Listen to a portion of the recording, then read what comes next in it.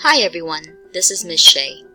In this video, we will be looking at electron configurations. After watching this video, you will be able to identify the sublevels within the first 4 main energy levels, define an orbital as a region of space where there is a high probability of finding an electron, recognize the shape of an s atomic orbital and the px, py, and pz atomic orbitals, write the full and condensed electron configurations for atoms and ions, and represent the electron configurations for atoms and ions with orbital diagrams. In the last video, we discussed Bohr's model and how it is useful for us to relate the emission spectrum of hydrogen to the transitions of electrons. However, Bohr's model has some flaws.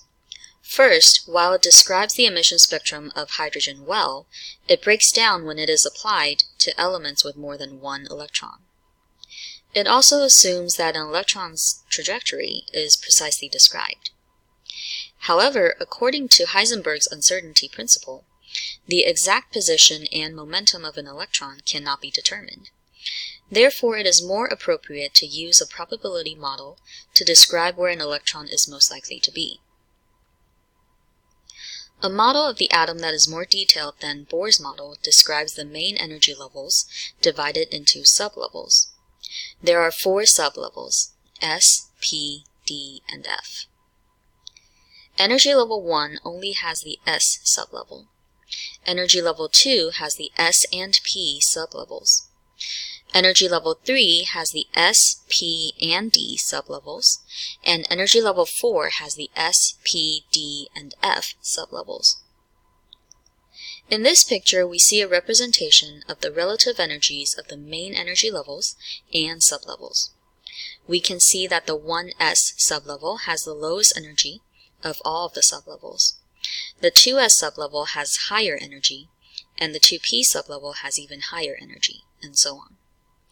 Notice that within an energy level, the energy increases from the S to P to D to F sublevel. For example, the energy in energy level 4 increases as you go from the 4S to 4P to 4D to the 4F sublevel.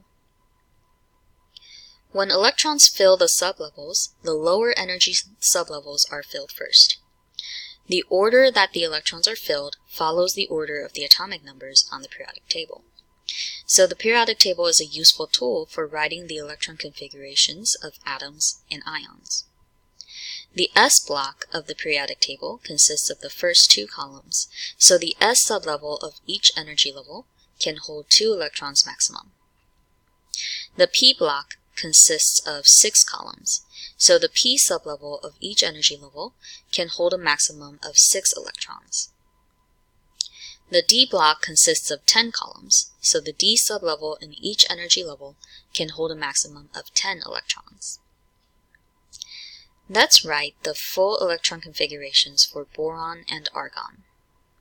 Boron has 5 electrons. The first 2 electrons will fit in the S sublevel of energy level 1, so we write 1s2. The superscript 2 represents the 2 electrons that are in this sublevel. Electrons 3 and 4 will fit in the S sublevel of energy level 2, so we write 2s2. And the last electron will fit in the P sublevel of energy level 2, so we write 2p1. Argon has 18 electrons. The first 2 electrons will fit in the S sublevel of energy level 1, so we write 1s2. Electrons 3 and 4 will fit in the S sublevel of energy level 2, so we write 2s2. The next 6 electrons, number 5 through 10, will fit in the P sublevel of energy level 2, so we write 2p6. Electrons number 11 and 12 will fit in the S sublevel of energy level 3, so we write 3s2. And the last 6 electrons, number 13 through 18, will fit in the P sublevel of energy level 3, so we write 3p6. To write the condensed electron configuration, we write the symbol of the noble gas before the element that we are concerned about in brackets. Then continue the electron configuration from there. So for iron, which has 26 electrons, we would write Ar in brackets, since the noble gas before iron on the periodic table is argon. The Ar written in brackets represents the electron configuration of argon, or the first 18 electrons in iron. Now we can continue writing the electron configuration, starting with electrons number 19 and 20, which will fit in the S sublevel of energy level 4, so we write 4s2. And the last 6 electrons, number 21 through 26, will fit in the D sublevel of energy levels 3, so we write 3d6. There are 2 exceptions for writing electron configurations. They are chromium and copper. Chromium has 24 electrons. If we write the full electron configuration for chromium, as we did before, we would have 1s2, 2s2, 2p6, 3s2, 3p6, 4s2, 3d4. However, the 3d sublevel with 4 electrons is almost halfway filled up and is therefore unstable. This instability is fixed by promoting one of the electrons in the 4s sublevel to the 3d sublevel. So the actual electron configuration for chromium is 1s2, 2s2, 2p6, 3s2, 3p6, 4s1, 3d5. The case with copper is similar to chromium. Copper has 29 electrons. If we write the full electron configuration for copper like before, we get 1s2, 2s2, 2p6, 3s2, 3p6, 4s2, 3d9. However, the 9 electrons in the 3d sublevel makes it unstable because it is 1 electron away from being filled completely. Again, this is fixed by promoting one of the electrons in the 4s sublevel to the 3d sublevel. So the actual electron configuration for copper is 1s2, 2s2, 2p6, 3s2, 3p6, 4s1, 3d10. Now let's talk about what atomic orbitals are. An atomic orbital is defined as a region of space within a sublevel where there is a high probability of finding an electron of a given energy. The s orbital has a sphere shape, and the p orbital has a dumbbell shape, as pictured here. In each p sublevel, there are 3 p orbitals, denoted as px, py, and pz. They are oriented along the x, y, and z axes, respectively. Electron configurations can also be written in the orbital diagram form, or the arrow in box form. There are 3 rules to follow when we represent the electron configurations with orbital diagrams. The first is the Pauli exclusion principle, which states that an orbital can hold a maximum of 2 electrons. The second rule is the Aufbau principle, which states that electrons will occupy the lowest energy configuration before beginning to fill the next highest. And the last rule is Hund's rule, which states that orbitals of the same energy are singly occupied with electrons of the same spin before adding a second electron of opposite spin.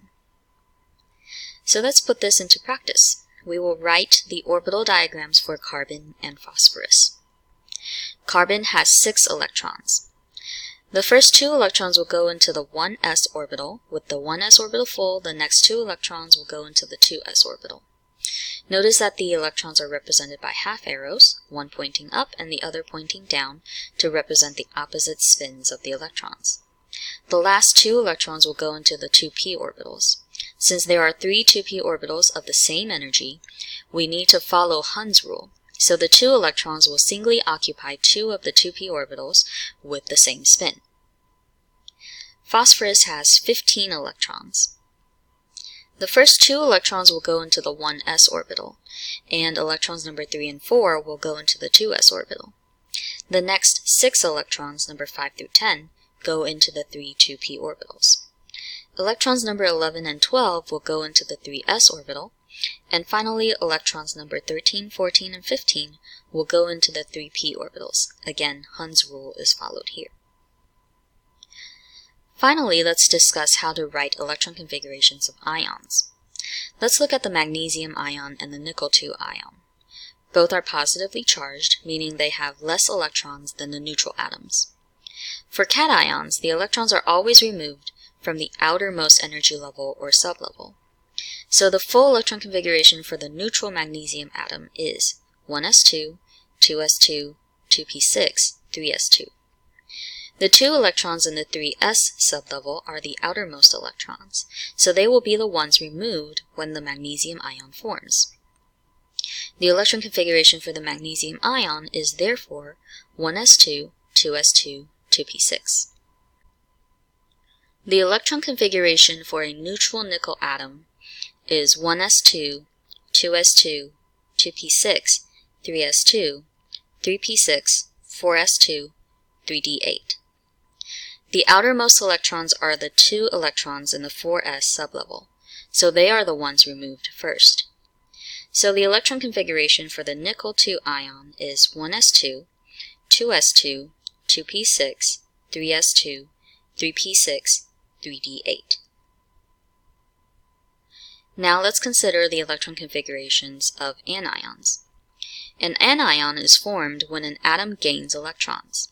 These electrons are added to the outermost energy level. Take the phosphide ion, for example. The electron configuration of the neutral phosphorus atom is 1s2, 2s2, 2p6, 3s2, 3p3. The phosphorus atom gains 3 electrons to form the phosphide ion. The outermost sublevel in this case is the 3p sublevel, so we add 3 electrons there. The electron configuration of the phosphide ion is therefore 1s2, 2s2, 2p6, 3s2, 3p6.